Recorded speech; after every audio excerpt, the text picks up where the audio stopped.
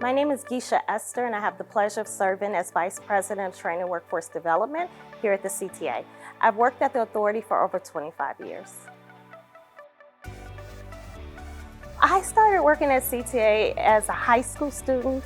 I am second generation CTA. My father worked at the Chicago Transit Authority for over 30 years. So it was important to me to continue our family legacy, but also I was excited to be a part of the CTA family. The highlight of my career here at CTA is definitely the opening of CTA University. In 2021, I was part of a team that developed and implemented a new training center in the Jefferson Park area, and it's such a well-deserved place for our instructors to be able to do the job that they do so well every day. I think our impact is what makes working here at the CTA rewarding.